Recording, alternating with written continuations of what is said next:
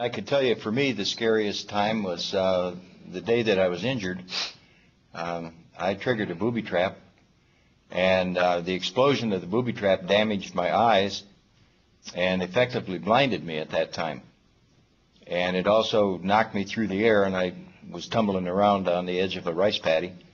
And I felt very vulnerable. I could not see. I was disoriented. And I knew I was out in the open.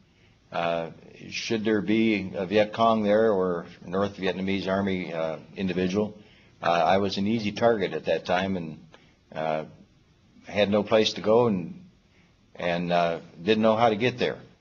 And that was a pretty scary situation.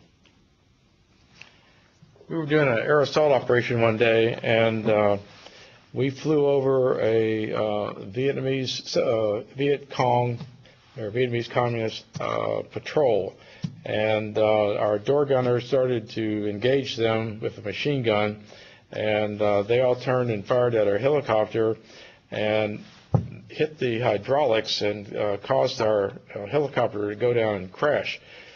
Fortunately, the pilots did a good job, and we did a controlled crash landing, and shortly thereafter, some reinforcements came and helped to evacuate us before we got caught in some deep combat. But about a day later, I finally reflected back on that situation, said, wow, I could have gotten killed.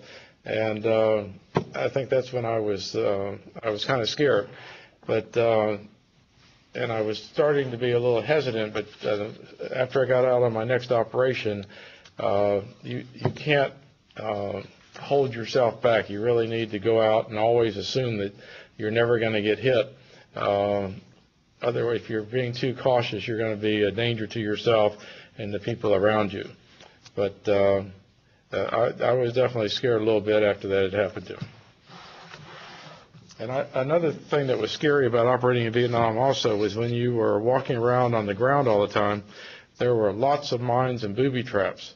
And we probably had more people killed and injured from mines and booby traps than through direct fire contact with the enemy. And that was a very uncomfortable feeling. You never knew when you might step on something that would cause you to lose a leg or be killed. It was an eerie feeling to be walking around in these mine and booby trapped areas.